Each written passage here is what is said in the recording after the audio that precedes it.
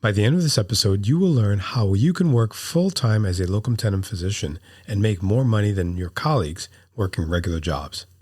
Welcome back to another episode where I help younger physicians decrease stress and increase income by transitioning from corporate to independent practices, even without any business experience.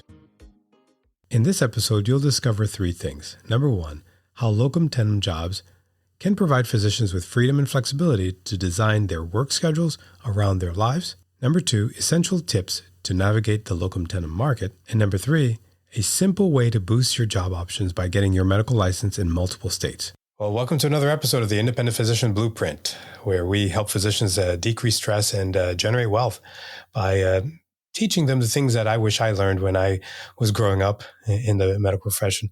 And today we're with Dr. Ali Chaudhry, who is the founder of Locums United. And we're going to talk about locum tenens today in this episode. And Dr. Chaudhry, why don't you tell us about yourself and who you are, what you've done, and then we can kick it off with some selfish questions. Because I'll be honest, this is a selfish episode because I know nothing or I know very little about locum tenens. And I wanted to pick your brain. And of course, you know, I think my audience will really enjoy the things that you have to say about locum tenens because after my first conversation with you, it was really insightful. So go ahead. Awesome, man. Well, thank you for having me. I'm glad to be here. And I'm happy to answer any questions that you have. If you have the questions, I've probably been asked that already, maybe a couple hundred times already. So I can repeat those, pretty quickly. So anyways, I'm happy to be on the podcast again. I appreciate it. So I'm Ali Chaudhry, MD. I graduated from residency back in 2014. And after 2 years of practice as an employee, I decided to switch over to locum tenens. And I transitioned completely over in 2015, 2016.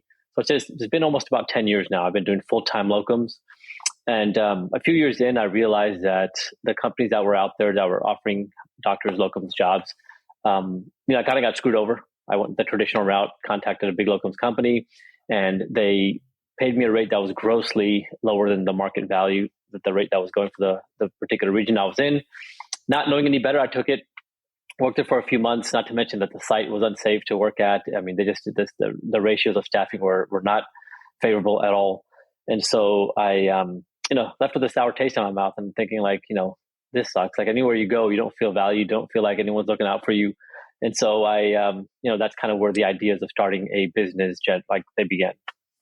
Yeah. So you're an ER doc? Yes, board certified emergency. Yep. Okay. So you don't do outpatient medicine at all? Okay. No, I live in the ER. So I always thought locums were like a side hustle because in episode 78, we talked about the 10 side hustles that physicians can do to generate income. But you went full throttle on locum tenens and now that's all you're doing. So, from a physician standpoint, how do you do that? Because, I would think that you'd be moving around a lot. Yeah, so it kind of depends, right? So what I tell doctors is that, look, there's no perfect scenario. Any scenario that you choose, you're going to have to give up something. And now it's your choice. You have to sit and decide what are the things that are most valuable to me. So, for example, if you're an employee at a hospital, you're going to end up having less salary. Your income is going to be less than a locum tenens doctor. You're going to take longer to retire. The tax benefits, you don't get any of those as an employee, as you would if you were an independent contractor, which is what locum tenens doctors are. And the flexibility, you have no freedom or flexibility to choose your schedule at all. You're given it every month. And if you want to make a couple of requests in a year, you can do that and they'll try to work you in. But beyond that, you have little to no autonomy whatsoever, right? So you're giving up all the benefits I just mentioned for the sake of, having a steady and stable job, hoping that no other large contract management group takes it over in the next year or a few years, right? Yeah. And then reaping none of those benefits, but you have the benefit of, I guess, going somewhere that's relatively local and being able to work there, again, for less pay, less flexibility, less autonomy. So you're giving up freedom, flexibility, autonomy, and income, right? Mm-hmm. Those are some of the few things. So now going as a locum, you may not have a job that's right down the street from you that you can come home to every evening. Although I have worked at jobs that are like that. I've worked at jobs where I've gone in the morning, come back in the evening, 45 minutes away from where I live. That's the ideal scenario. But currently I work at a site that's about 2.5 hours away from home. I go there, I stay there for, at the hotel for 4 or 5 days in a row, knock out 5 shifts, and I just drive back. Right. And so I'm able to work less shifts and still make more than my colleagues that are working as employees overall. So not to mention, I give the scheduler my schedule. Like, these are the dates I'm going to work in October, November, and December. So so this last summer, I scheduled myself off at varying times for 2 to 3 weeks at a time. I think I took a total of like 6 weeks off just this summer. Right. So the ability to have complete control and autonomy over your schedule, it's game changer. But people don't realize this, and I think people don't have time to really think about it, but like, being able to schedule your work around your life, which is what Locum Tenens is, as opposed to as an employee, you have to schedule your life around your work, because your work is going to be handed to you like by your employer. They're going to give you your schedule. You have to show up at this time, etc. Right? Now you have to fit your life around that. So for example, if you're a parent, you have kids' soccer games every Saturday, for example, you could schedule yourself off every single Saturday for the rest of your life and not work any Saturdays without having to do some, smooth the scheduler at the side or anything else like that. As a locum tenens, you choose your own destiny, right? You choose what's important to you. So, that's one of the main benefits. So I tell people, like, look, you have to sit down and choose what it is that you like and what you're willing to give up on. If you want to give up on autonomy and flexibility, just know that you've made that choice, right? So. Yeah. So you were saying that this is not a side hustle per se. This is like a full-time gig for you. So what specialties are able to do this? Are you able to do this with other specialties other than the emergency room?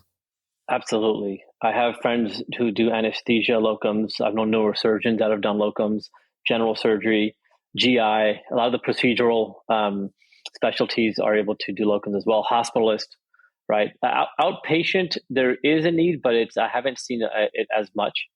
Okay. But it does exist, but it's more prevalent in hospital type of specialties. And so is it because hospitals then have the money to be able to afford those locums, or primary care doctors are pretty much have their own coverage and they don't need that extra coverage from locum? I'm not exactly sure why. I think that the procedural specialties, they generate revenue. Okay. And so if I had to guess, that's probably the reason why the hospitals try to make sure that they have the coverage that they need so that they can perform the surgeries, bill the insurance company and so on, so they can stay, keep generating revenue as a hospital. So those are, I guess, higher priority specialties. Okay. And what states do you see locum tenens more popular? Is there a more popular state, rural areas, big cities? Like, what are you seeing in the industry? Yeah, it varies, and it depends on the specialty as well. Okay. I have seen, so COVID kind of played a very interesting role in what happened with locum tenens, for about a period of about 18 months, except for the hotspots in the US, where like New York, LA, and some other places that were hit really hard by COVID. Yeah. Locum tenens was pretty much wiped out almost completely, especially emergency medicine and some other specialties as well, because the hospitals lost so much revenue. They weren't performing surgeries, weren't performing procedures, and so they cut out all excess staff that they could easily, like as independent contractors. We didn't have to give us a notice or anything. And so, that played a pivotal role in kind of just almost eliminating locums completely. We had no idea what was going to happen. But about 18 months in, I think that the volumes of patients and the acuity of patients just increased so significantly because people hadn't sought healthcare, that demand just skyrocketed. And so I haven't seen the emergency medicine market as hot as it is right now. And so, and it's pretty much across the board. It's especially in emergency medicine. So again, it's really just, it's specialty specific and it's region specific as well. So it kind of has to be discussed based on each one of those factors. And is it large hospital systems that are hiring locum tenens then, would you say? Yeah, like less academic. Places that you're getting. Yeah, so not so many academic centers will do this. This is usually like your medium to larger size hospital systems and small ones too. Like, so everyone and everything in between, because there's the good thing for a physician is that the supply demand tension it's favorable for us. Okay. right? Because there's not enough physicians to go around for the ailing population of the United States. And so, that is something that I think locum tenens is a great way to play to our favor. And, instead of just going on and taking an employed job and not knowing what else is out there, I always tell docs, look, even if you're not going to work locums full time, that's fine. At least go and see what the locums market looks like. Mm-hmm. And maybe just dabble into a gig just to see how it is. Because you could always work 4, 5, 6 months and just say, you know what, it's not for me. I'm not really into it. I'm done, right?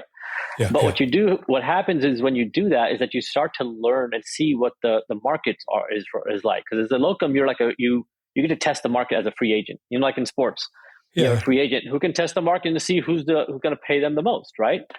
But as physicians, you don't know what you don't know coming out of residency, or if you've always been an employed doctor or in academics, you have no idea what's out there unless you actually test the market, right? Or know a friend who's out there or something else like that. So I always tell docs, at least give it a go. It might be life-changing for you like it was for me, but it may not be, and that's fine. But at least you can make an informed decision about where you are now and if that's the right thing for you, because there might be something better out there for you. Yeah, and then you get the experience under your belt as well. Because I remember working the urgent care and all kinds of ERs when I had first graduated residency, where I was I was an internist, but I had some ER experience, so I actually worked in multiple ERs in town in Miami, and that actually gained a lot of experience doing that, a lot of experience and confidence too. So I definitely recommend that. So the financial benefits you keep kind of alluding to making more money than an employed physician, and you have a shirt on. For those that are listening, this is being recorded. Maybe we'll share some of this on social media on the video. But you've got a shirt that says W2 LOL. So you got to tell me what that means to you, at least. Well, the idea came around because me and my colleagues that do locums and we have some physician partners. We always just kind of it's almost like we wonder why do people why is there this obsession with just being told and given a paycheck as opposed to just kind of carving out your own path and making just a lot more money. And it's not at the end of the day about the money. It's about what the money can do for you, right? If you're and it's about maximizing your dollar per hour worked, in my opinion. If you don't value yourself, no one else is going to value you. Yeah. Why should a hospital system value you if you don't value yourself? If you say, I'm willing to take a 50%, pay cut compared to a locum doctor that's out there, you've made that decision and you've devalued yourself. That's not on anybody else. As a hospital, the hospital's interest is to reduce expenses, right, and maximize profit, right? And so, if you don't value what you bring to the table, I mean, look, no one knows what we've been through except other physicians, right? I mean, doing 30-hour call at shock trauma every third day, I remember that. We went through the grind, we went through all this stuff together, and I'm not the only one. We all did, right? But you're actually younger though. So you did 30 hours. I was doing 40 hours, 42. It was like every other day on call, 24/7.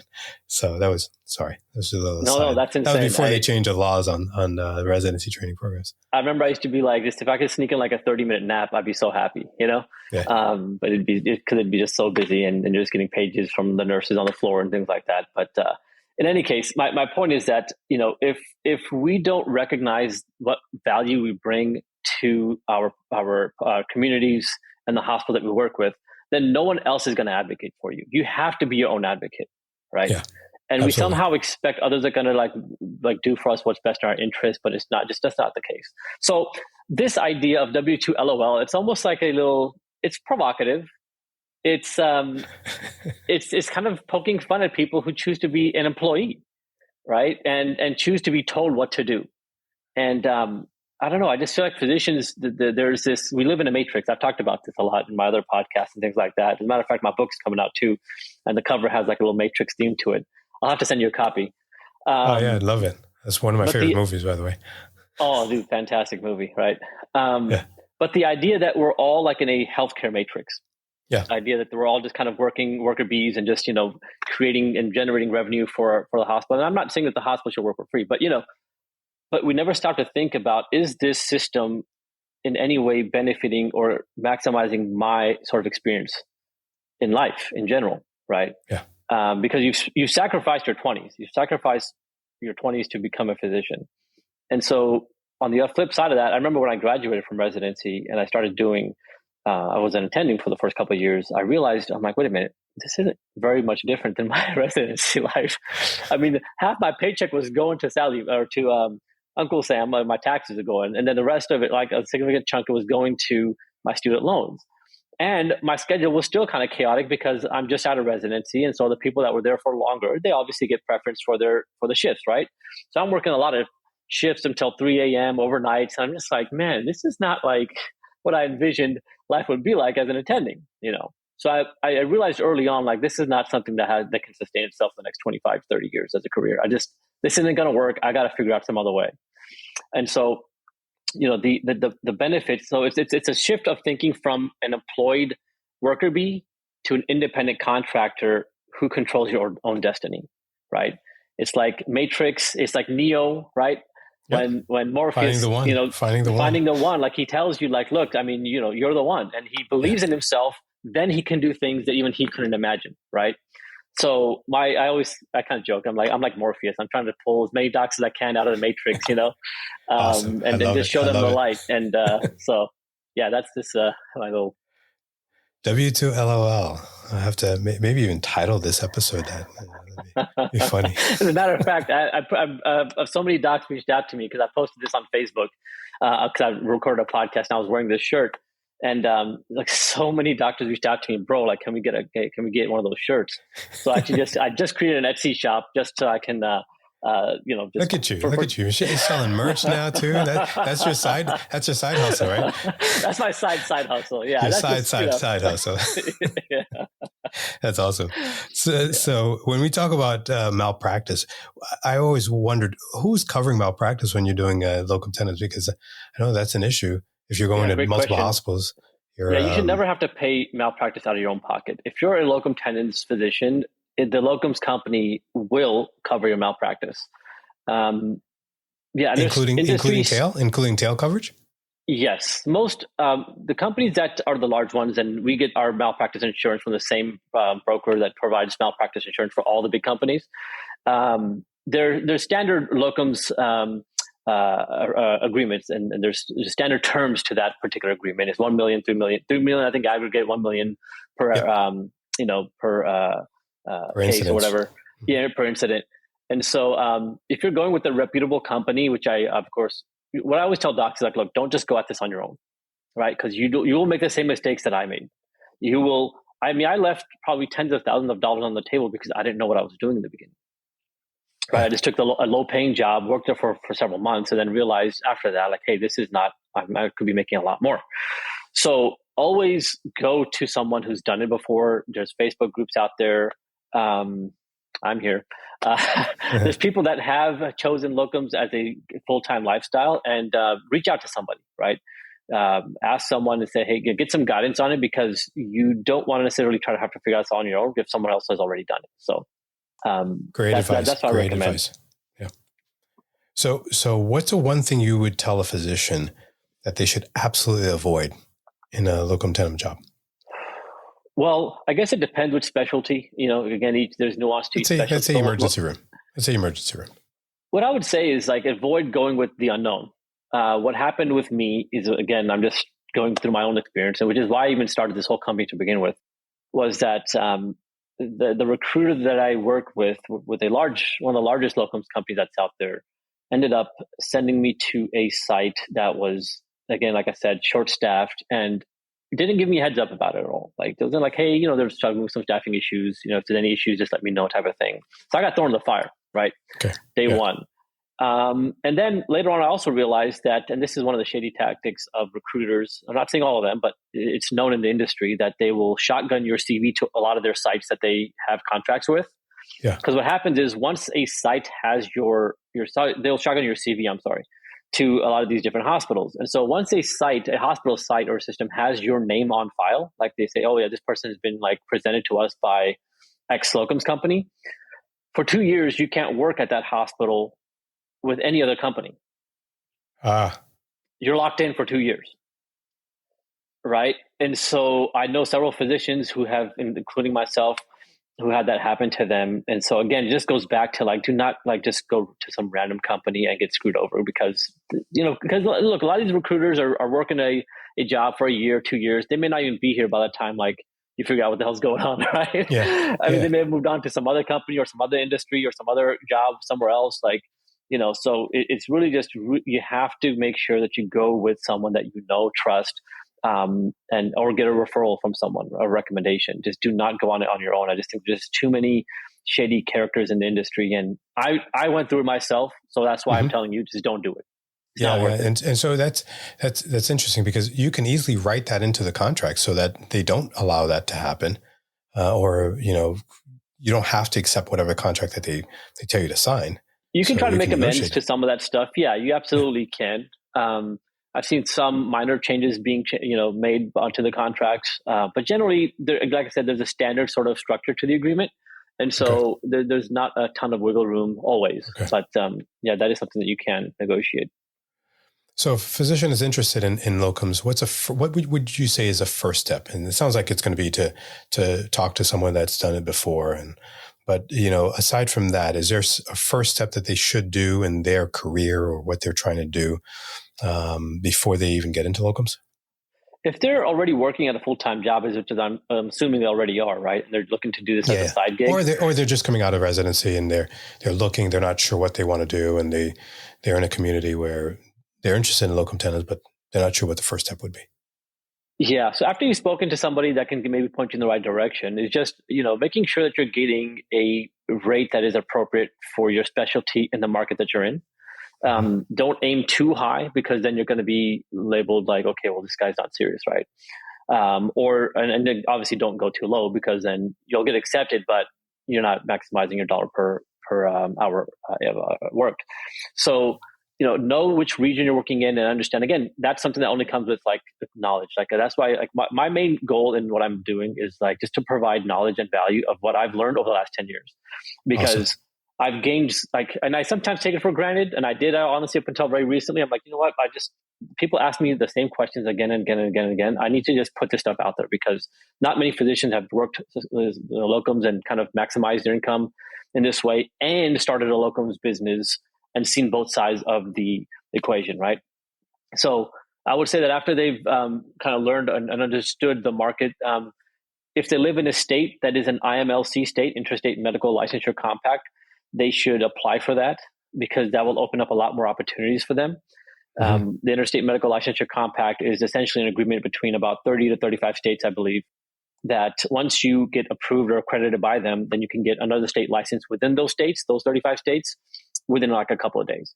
It's amazing for locums. I highly recommend that. I have it. I'd love to hear that and love to share that with our audience as well and find out what that resource is, because that's important for our listeners to know.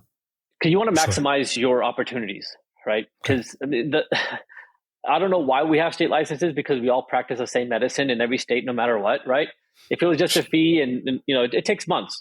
So if I were to work, say I'm living in Pennsylvania, but if I wanted to work a job in, I don't know, Nevada, it would take me 3 to 4 months to get the license. Yep. And then 2 to 3 months on top of that to get credentialed. So that process can take 5 to 6 months. And a lot of sites that need help, they need help right away. Yep. And so they won't even consider you if you don't have an active state license in many cases, not always. So because the way the state licensing structure is, that this opens up opportunities for you across about 35 states. But you have to be, I think, living in one of those sponsor states. So you can check out the IMLC website. It has a lot more information on there.